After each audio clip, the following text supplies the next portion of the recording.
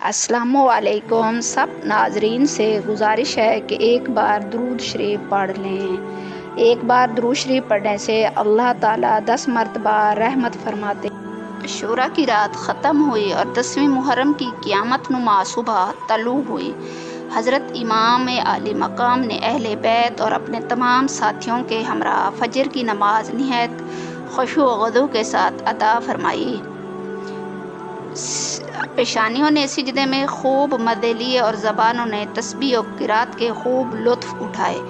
اب 10ویں محرم کا سورج عنقریب نکلنے والا ہے اور حضرت امام، ان کے اہل و بیت اور تمام ساتھی 3 دن کے بھوکے پیاسے ہیں اور ایک لقمہ کسی کے حلق سے نیچے نہیں اترا اور نہ ایک قطرہ پانی کسی کو میسر ہوا۔ ایسے لوگوں پر ظلم و جفا کے پہاڑ توڑنے کے لیے 22,000 کا تازہ دم لشکر موجود ہے۔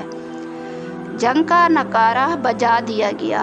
آقا دو عالم صلی اللہ علیہ وآلہ وسلم کے لال اور علی اور فاطمہ کے نو نہال کو مہمان بنا کر بلانے والی قوم نے جانوں پر کھیلنے کی دعوت دی۔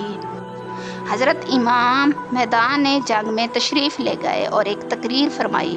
حمد و صلوات کے بعد آپ نے فرمایا، اے لوگو، میرے نسب پر غور کرو کہ میں کون ہوں، پھر اپنے گریبانوں میں منہ ڈال کر سوچو کہ تمہارے لیے کیا میرا خون بہانا جائز ہے؟ کیا میں تمہارے نبی کا نواسہ نہیں ہوں؟ کیا میں ان کے چچا زاد بھائی علی کا فرزند نہیں ہوں جو 8-10 سال کی عمر میں ایمان لائے؟ کیا شہداء حضرت سید الشہداء حضرت حمزہ میرے باپ کے چچا اور حضرت جعفر طیار خود میرے ہی چچا نہیں تھے؟ کیا تم میں سے کسی نے یہ نہیں سنا ہے کہ رسول اکرم صلی اللہ علیہ وآلہ وسلم نے میرے اور میرے بھائی کے بارے میں فرمایا کہ یہ دونوں جنتی جوانوں کے سردار ہیں؟ شمر بدبخت نے آپ کی تقریر میں مداخلت کرتے ہوئے کچھ بدتمیزی کی تو حبیب بن مظاہر نے اسے سخت جواب دیتے ہوئے کہا کہ اللہ تعالیٰ نے تیرے دل پر مہر لگا دی ہے، اس لیے تو نہیں سمجھ رہا ہے کہ حضرت امام کیا فرما رہے ہیں۔ شمر اور حبیب کی گفتگو کے بعد امام علی مقام نے پھر فرمایا، اے لوگو، اگر تمہیں اس حدیث میں شک ہے تو کیا اس میں شبہ ہے کہ میں تمہارے رسول کا نواسہ ہوں؟ جب مخالفین کی طرف سے کوئی جواب نہیں ملا تو آپ نے پکار کر کہا، اے شبس بن ربیع، اے قیس بن اشعث، اے یزید بن حارث، کیا تم لوگوں نے خط لکھ کر مجھے نہیں بلایا تھا؟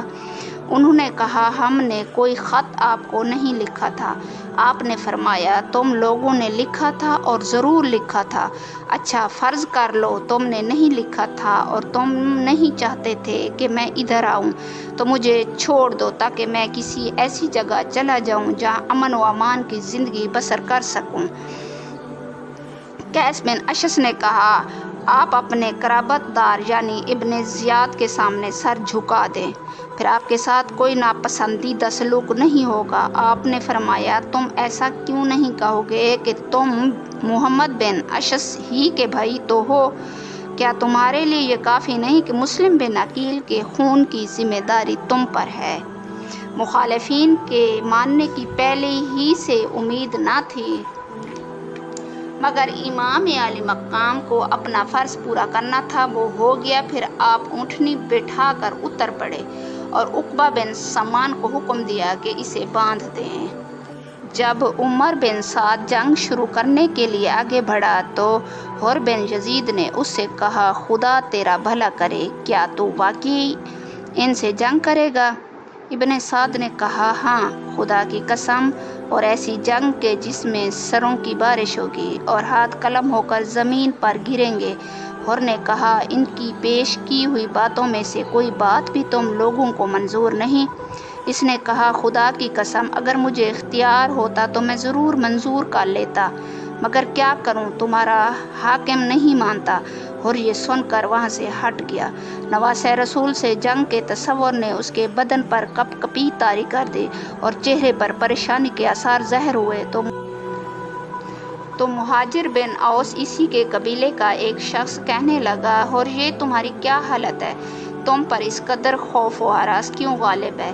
مجھ سے تو جب پوچھا جاتا کہ کوفہ میں سب سے زیادہ بہادر کون ہے تو میں تمہارے سوا کسی کا نام نہیں لیتا، مگر اس وقت تمہاری عجیب حالت دیکھ رہا ہوں۔ آخر اس کی وجہ کیا ہے؟ حر نے کہا، یہ نواس رسول سے جنگ ہے اور اپنی عاقبت سے لڑائی ہے۔ میں اس وقت جنت اور دوزخ کے درمیان کھڑا ہوں، مگر میں جنت کو کسی چیز کے بدلے نہیں چھوڑوں گا، چاہے میرا جسم ٹکڑے ٹکڑے کر کے آگ میں جلا دیا جائے۔ یہ کہتے ہوئے اس نے اپنے گھوڑے کو ایڑھی لگائی اور امام علی مقام کی خدمت میں پہنچ گیا۔ عرض کیا، فرزند رسول، میری جان آپ پر قربان، میں وہی گناہ گار ہوں جس نے آپ کو واپس جانے سے روکا، راستے میں آپ کے ساتھ ساتھ رہا اور اس جگہ ٹھہرنے پر مجبور کیا۔ قسم ہے اس خدائے پاک کی جس کے سوا کوئی معبود برحق نہیں، میں یہ ہرگز نہیں سمجھتا تھا کہ آپ کی پیش کی ہوئی باتوں میں سے یہ کسی ایک کو بھی نہیں مانیں گے اور نوبت یہاں تک پہنچ جائے گی۔ واللہ اگر مجھے معلوم ہوتا یہ لوگ آپ کی بات نہیں قبول کریں گے تو میں ہرگز ان کا ساتھ نہ دیتا۔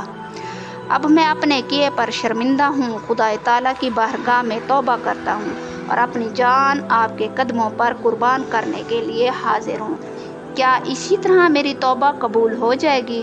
حضرت نے فرمایا، ہاں، اللہ تمہاری توبہ قبول فرمائے گا اور تمہیں بخش دے گا۔ مبارک ہو، انشاءاللہ تعالیٰ تم دنیا و آخرت میں حر ہو، آزاد ہو، گھوڑے سے اترو۔ عرض کیا، آپ کی مدد کے لیے میرا گھوڑے پر رہنا اترنے سے بہتر ہے، اب میں آخری وقت ہی میں شہید ہو کر گھوڑے سے اتروں گا۔ حضرت نے فرمایا، اچھا، جو تمہارا جی چاہے وہی کرو، خدا تعالیٰ تم پر رحم فرمائے۔ حضرت امام حسین علیہ السلام سے خطا معاف کرانے کے بعد حر فوراً میدان میں آ گیا اور پہلے ملائم الفاظ میں کوفیوں سے کہا، اے لوگو، حسین 3 باتیں جو پیش کرتے ہیں ان میں سے کسی ایک کو تم کیوں نہیں منظور کر لیتے تاکہ خدا تعالیٰ تم کو ان کے ساتھ جنگ میں مبتلا ہونے سے بچا لے۔ کوفیوں نے کہا، ہمارے سپہ سالار عمر بن سعد موجود ہیں، ان سے بات کرو۔ ابن سعد نے کہا، اگر مجھے اختیار ہوتا تو میں ضرور منظور کر لیتا۔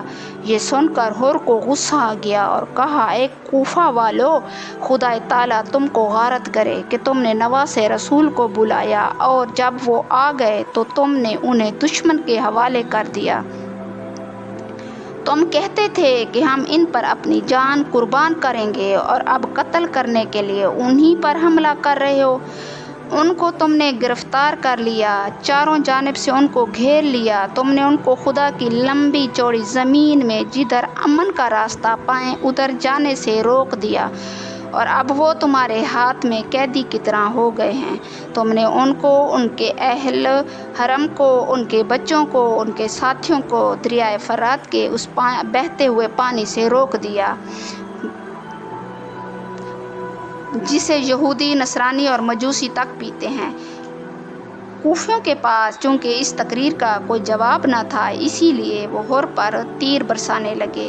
حر نے یہ دیکھ کر تقریر بند کر دی اور چونکہ ابھی جنگ باقاعدہ شروع نہیں ہوئی تھی، اسی لیے وہ واپس آ کر امام کے سامنے کھڑے ہو گئے۔ حر کے واپس آنے کے بعد عمر بن سعد نے فوج کو آگے بڑھایا اور اپنے غلام کو، جو علمبردار لشکر تھا، آواز دی کہ جھنڈا میرے قریب لاؤ۔ وہ اس کے پاس آ کر کھڑا ہو گیا۔ ابن سعد نے کمان میں تیر جوڑ کر حسینی لشکر کی طرف سر کیا اور اپنی فوج سے پکار کر کہا، گواہ رہنا کہ سب سے پہلا تیر میں نے ہی مارا ہے۔ سپہ سالار کے ان الفاظ کو سن کر اس کے لشکر میں جوش و خروش پیدا ہو گیا۔ اس طرح جنگ شروع ہو گئی اور اب دونوں طرف کے سپاہی نکل نکل کر اپنی بہادری کا جوہر دکھانے لگے۔ سب سے پہلے یسار اور سالم، جو زیاد اور ابن زیاد کے آزاد کردہ غلام تھے، کوفیوں کی طرف سے نکل کر میدان میں آئے اور مقابلے کے لیے بلایا۔ امام علی مقام کے 2 جان نثار ساتھی حبیب بن مظاہر اور بریر بن حزیر اٹھ کھڑے ہوئے، مگر امام نے ان کو روک دیا۔ یہ دیکھ کر عبداللہ بن عمیر کلبی، جو اپنی بیوی ام وہب کے ساتھ امام کی مدد کے لیے کربلا میں آ گئے تھے، کھڑے ہو گئے اور جنگ کی اجازت طلب کی۔ حضرت نے سر سے پیر تک ان پر نگاہ ڈالی، دیکھا جوان قوی ہیکل ہے، فرمایا اگر تمہارا دل چاہتا ہے تو جاؤ۔ یہ تنہا دونوں کے مقابلے ہو گئے۔ انہوں نے پوچھا تم کون ہو؟ عبداللہ نے اپنا نام و نسب بیان کیا۔ انہوں نے کہا ہم تمہیں نہیں جانتے، ہمارے مقابلے میں زہیر بن کین، حبیب بن مظاہر یا بریر بن حزیر کو آنا چاہیے تھا۔ یسار اس وقت سالم سے آگے بڑھا ہوا تھا۔ عبداللہ نے کہا یسار پر حملہ کیا اور تلوار کی ایسی ضرب لگائی کہ وہ ایک ہی وار میں ٹھنڈا ہو گیا۔ سالم نے ایک دم جھپٹ کر حملہ کر دیا۔ عبداللہ نے اس کی تلوار کو بائیں ہاتھ پر روکا، انگلیاں کٹ گئیں، مگر دہنے ہاتھ سے اس پر ایک ایسا وار کیا کہ اسے بھی ڈھیر کر دیا، اور جوش میں آ کر شعر پڑھنے لگے، جس کا مطلب یہ ہے کہ اگر مجھے نہیں پہچانتے ہو تو پہچان لو، میں خاندان کلب کا ایک فرزند ہوں۔ میرے حسب و نسب کے لیے اتنا کافی ہے کہ قبیلہ علیم میرا گھرانہ ہے۔ میں بڑی قوت والا ہوں اور مصیبت کے وقت پست ہمتی سے کام لینے والا نہیں ہوں۔ عبداللہ کی بیوی کو اپنے شوہر کی بہادری دیکھ کر جوش آ گیا، خیمے کی ایک چوب ہاتھ میں لی اور آگے بڑھ کر کہا میرے ماں باپ تم پر قربان، نواسہ رسول صلی اللہ علیہ وآلہ وسلم کی طرف سے لڑتے جاؤ۔ وہ اپنی بیوی کے پاس آئے اور چاہا کہ انہیں خیمے میں پہنچا دیں، مگر وہ ماننے والی نہیں تھی۔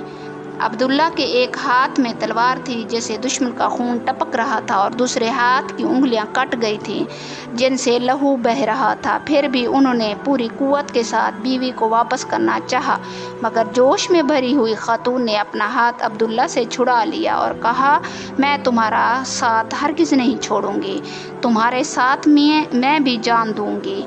امام علی مقام نے آواز دی خدا تعالیٰ تم دونوں کو اہل بیت رسالت کی طرف سے جزائے خیر عطا فرمائے۔ بی بی تم واپس چلی آؤ کہ عورتوں پر قتال واجب نہیں۔ حضرت کے حکم کو سن کر وہ واپس آ گئیں۔